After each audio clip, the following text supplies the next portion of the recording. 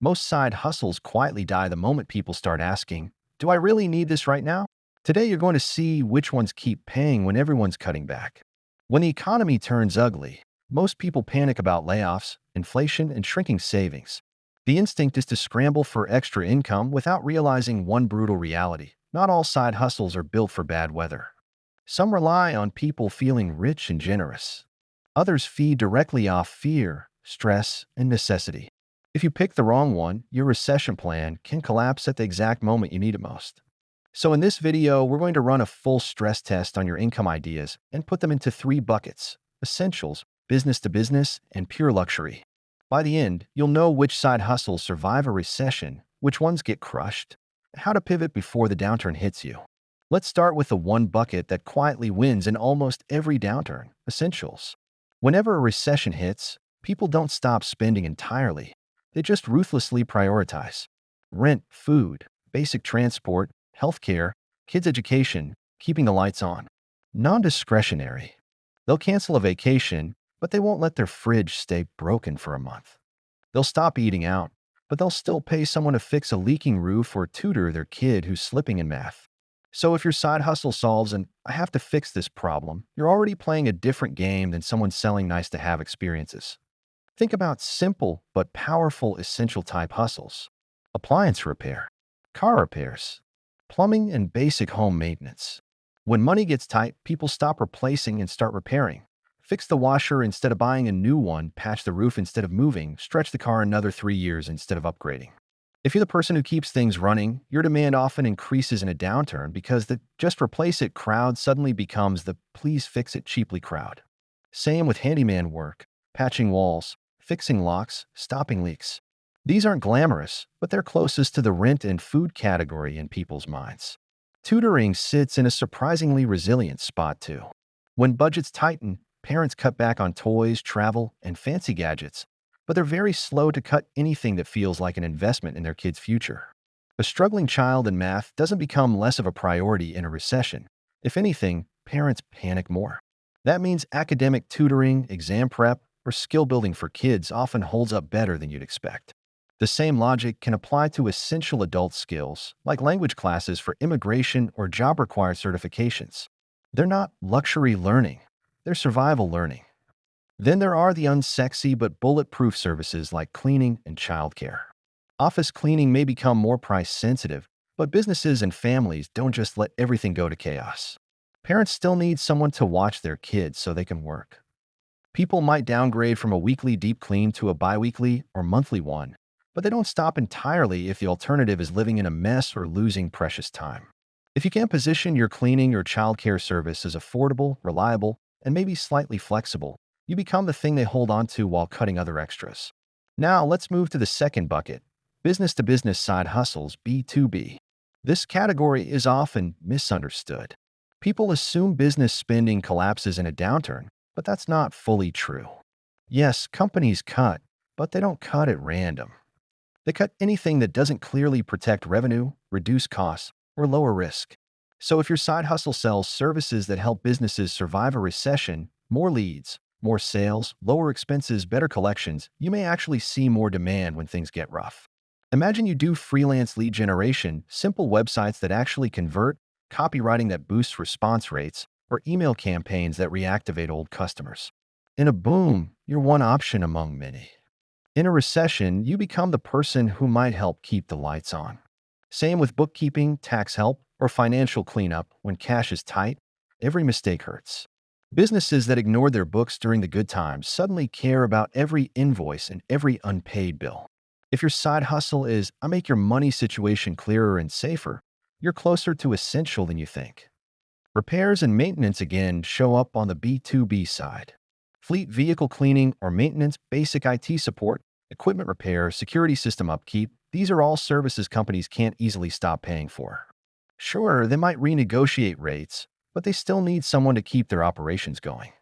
Here's the key: if your B2B hustle is directly tied to maintenance, compliance, or revenue, it's more recession resilient. If your hustle is making things a bit cooler or nicer, you're in danger. That brings us to the third bucket: pure luxury. This is where most side hustles quietly live, and where many of them die during downturns. Pure luxury means it's nice, I like it, but if my budget is tight, this is gone immediately. Think about wedding photography at the high-end destination weddings, premium party planning, luxury event decor, high-end fashion styling, expensive beauty treatments, luxury home decor, and niche hobbies that require big discretionary spends. During good times, these can be insanely profitable.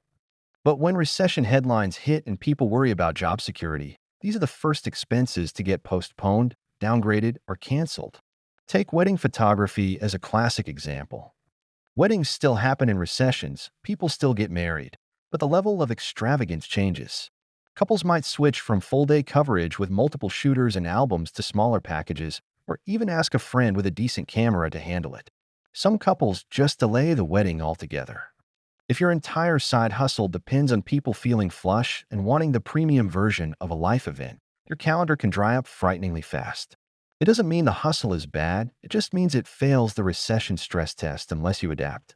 Same story with luxury goods and experiences. High-end handmade jewelry, custom art for big budgets, premium travel planning, VIP experiences, expensive coaching that isn't tied to career or income, boutique fitness classes at premium prices, these all live in the "I'll do it when things are better" zone. When consumer behavior shifts in a downturn, discretionary categories like travel, luxury retail, and big non-essential purchases see the steepest drops. That doesn't mean nobody buys, but the mass market shrinks and competition for remaining high-end clients becomes brutal. If this is your lane, you absolutely need a pivot plan. So now that we've put side hustles into three buckets: essentials, B2B, luxury, how do you actually use this framework before a recession hits? You start by stress testing your current or planned hustle with one question. If my ideal customer suddenly got anxious about job security, layoffs, and rising bills, would they still buy this? If your honest answer is no or maybe but less, then you're in discretionary territory. You can still run that hustle, but you shouldn't rely on it as your only lifeline when times get rough. The second step is to identify the hidden, essential core inside what looks like a luxury hustle.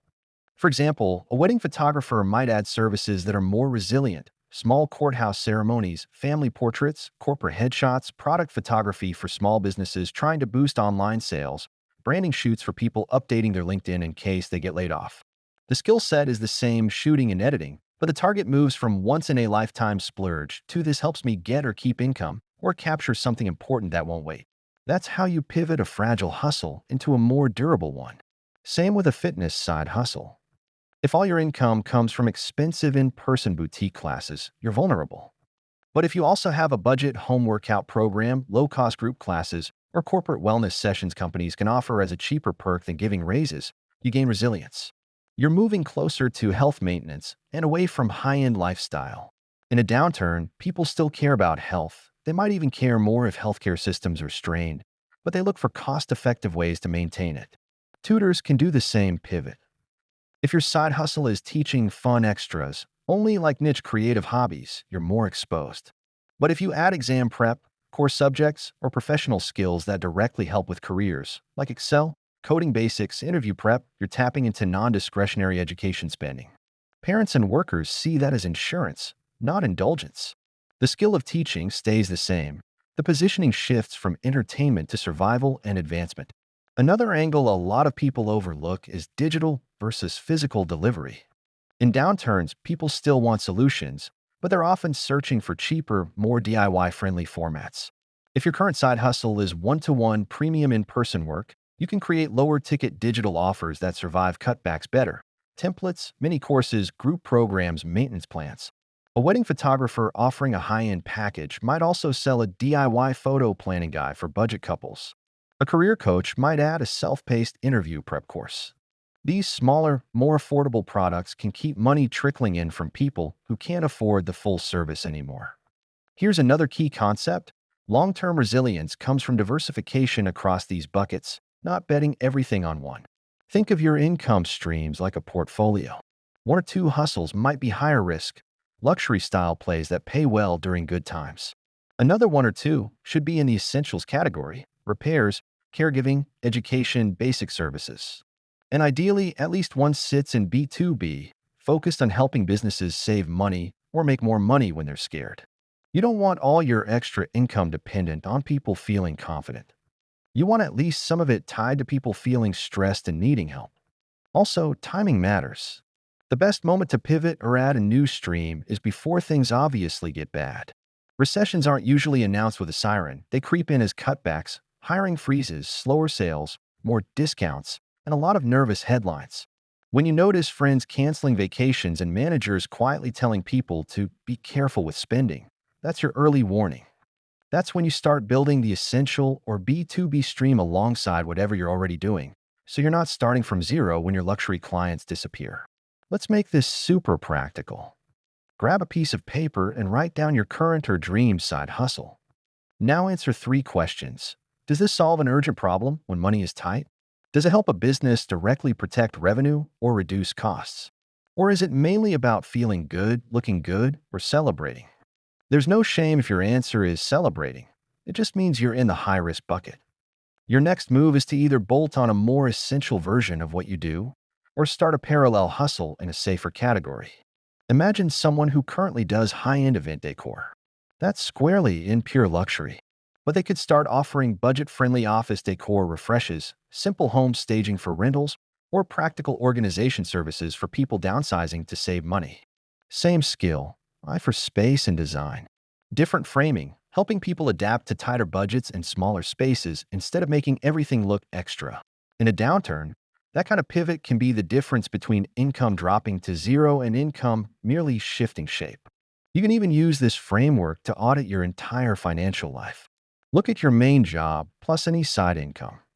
Are you entirely exposed to one industry, one customer type, or one spending bucket? If your day job is in a discretionary sector and your side hustle is also luxury-based, you're stacking risk.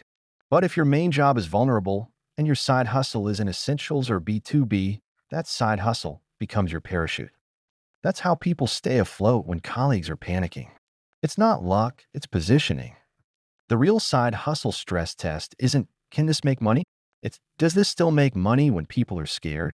Essentials and good B2B hustles answer yes more often than luxury-only plays. If you build at least one stream in each of the first two buckets, you're not just chasing side cash, you're building a resilient income system that bends with the economy instead of snapping. So ask yourself right now, if the news got worse for 6 straight months, would your current side hustle survive that timeline, or would it be the first thing your customers cut? And more importantly, what can you start building this month that people will still pay for, even when they're tightening every other part of their budget? If this breakdown helped you see your side hustle in a different light, and you want more no-fluff frameworks like this for building income that actually survives real-world stress, make sure you subscribe, hit like, and share this with one friend who's thinking about starting a side hustle. Drop a comment telling me what you're working on, and I'll reply with which bucket you're in and one idea to make it more recession-proof.